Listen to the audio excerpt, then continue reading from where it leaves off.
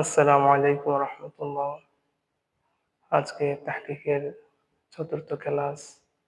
গত 3টি ক্লাসের মধ্যে ফেলে মাজি সম্পর্কে আলোচনা করা হয়েছিল। আজকের এই ক্লাসে ফেলে মুজারির আলোচনা করা হবে। এখানে একটি শব্দ লিখেছি, এই শব্দটি হলো ইউহাফিজুন। এই শব্দটির আজকে তাহকিক করা হবে। আমরা প্রথমত এই শব্দকে চিনব, যে কিভাবে আমরা এই শব্দটিকে চিনতে পারবো, তার আলামতটা কি এই শব্দের মধ্যে রয়েছে, আমরা এই সম্পর্কে প্রথমত জানব।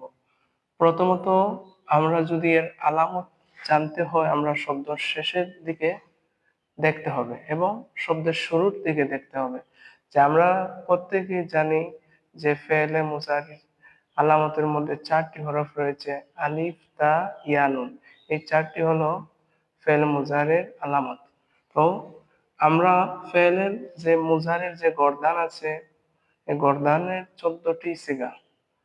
এই 14টি সিগার মধ্যে প্রথম 6টি সিগা হলো মুজারে গায়েব। এগুলি হলো ইয়াফআলু,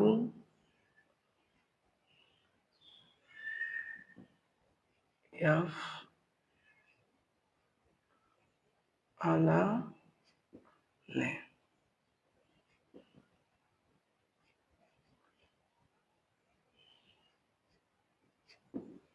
এই 3টি হলো মুজাক্কর।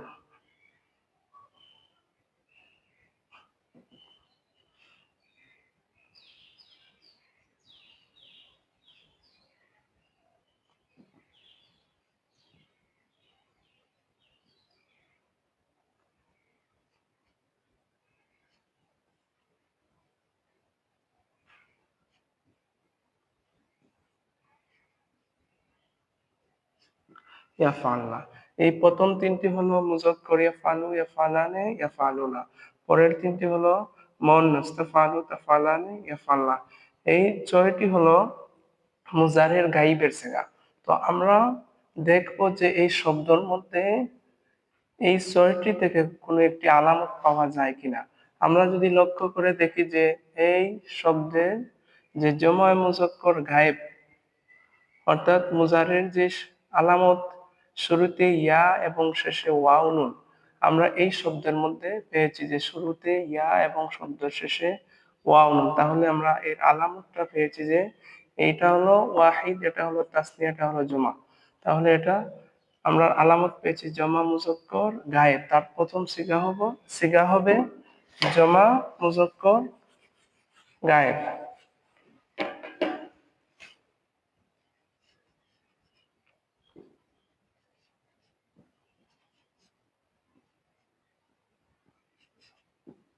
জমা মুজাক্কর গায়েব। তারপর আমরা এর বাহাস জানবো। বাহাস জানতে হলে বাহাসের মধ্যে আলোচনা করা হয় যে এই শব্দটির যে অর্থটা দাঁড়াবে অতীতকালে না বর্তমানকালে, না আদেশ না নিষেধ, এই ধরনের অর্থ বাহাসের মধ্যে আলোচনা করা হয়। তাহলে আমরা এই বাহাসের মধ্যে আলোচনা করব যে এই শব্দ মাজি না মুজারে। আমরা ইয়া এবং ওয়াও নুন পেয়েছি, তাহলে এই শব্দটি যে আলামতটা পেয়েছি এটা হলো মুজারের আলামত।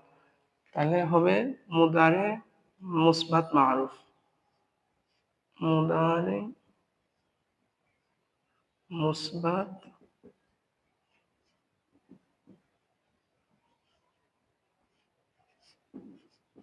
মারুফ। তারপর আমরা এই শব্দের মাদ্দা বের করব। মাদ্দা বের করতে হলে আমরা প্রথমত এই শব্দের যে আলামত দেখে আমরা শব্দটি চিনেছি, প্রথমত এই আলামতটা কাটবো। আমরা এই শব্দের মধ্যে আলামত পেয়েছি ইয়া এবং ওয়াও নুন, মুজারের আলামত। তাহলে আমরা প্রথমত ইয়া এবং ওয়াও নুন কাটবো। কাটার পর এখানে হরফ রয়েছে ইয়া, হা, আলিফ, ফা, জোয়াস। 4টি হরফ রয়েছে। 4টির মধ্যে থেকে এই 3টি হবে মূল মাদ্দা, একটি অতিরিক্ত। এই অতিরিক্ত হরফ চিনতে হলে আমরা এই ফেলের মধ্যে যে 4টি হরফ অতিরিক্ত আসে, আলিফ, তা, সিন, নুন, এই 4টি হরফ অতিরিক্ত আসে। তাহলে আমরা প্রথমত দেখব যে এই শব্দের মধ্যে এই 4টিতে কোনো একটি এসেছে কিনা। তো আমরা প্রথমত এই আলিফ দেখবো শব্দের মধ্যে আছে কিনা। এই প্রথমত আমরা আলিফ পেয়েছি, এই আলিফকে আমরা কাটার পর দেখবো যে এখানে 3টি হরফ রয়েছে, হা ফা জ। তাহলে এর শব্দের মূল মাত্রা হলো হা ফা জ।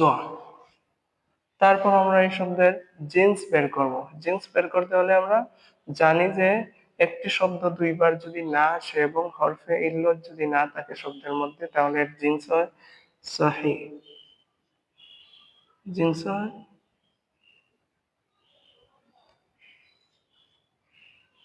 জিন্স হয় সহিহ। তারপর আমরা এই শব্দের বাব বের করব। আমরা বাব বের করতে হলে এই ফা কালিমা দেখবো প্রথমত, যে ফা কালিমা হলো হা।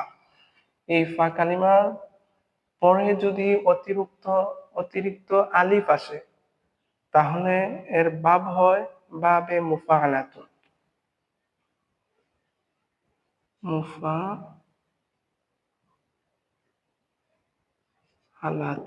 বাবে মুফাআলাতুন। এর মাসদার আমরা এই বাবকে অনুসরণ করে বের করব। এই প্রথমত ফা কালিমার পূর্বে মিম আছে অতিরিক্ত, মিম। তারপর ফা কালিমা, ফা কালিমা হলো হা, এই হাটা আমরা এখানে দিব। এরপরে অতিরিক্ত আলিফ আছে, এই আলিফটা এই জায়গায় রাখবো। তারপর আইন কালিমা, আইন কালিমা হলো ফা, ফা। তারপর লাম কালিমা, লাম কালিমা হলো জ। তারপর অতিরিক্ত তা আছে, এই তাটা আমরা এখানে দেব। শব্দ শুরুতে আলিফ এবং মিম যোগ করব, তাহলে মাস্তার হয়ে যাবে যে আল মুহাফাজাতু, আল মুহাফাজাতু মাস্তার হয়ে যাবে। তারপর আমরা এই শব্দের মানা অর্থাৎ অর্থ বের করব। যে অর্থ বের করতে হলে আমরা প্রথমত সিগার দিকে লক্ষ্য রাখতে হবে এবং বাহাসের দিকে লক্ষ্য রাখতে হবে। সিগারটা হলো জমা মুজাক্কর গায়েব। এর অর্থ দাঁড়াবে যে এই তারা মুদারি যেমন বর্তমান বা ভবিষ্যৎকাল বোঝাবে, বাহাস যেহেতু মুজারে মুসবাত মাল বর্তমান বা ভবিষ্যৎকাল, তাহলে এর অর্থ দাঁড়াবে ইউহাফিজুন শব্দের অর্থ দাঁড়াবে তারা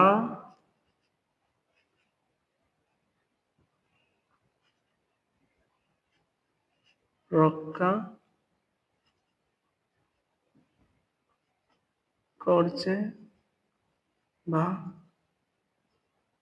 করবে। এই পর্যন্ত আজকের এই ক্লাস শেষ। আসসালামু আলাইকুম রহমতুল্লাহ।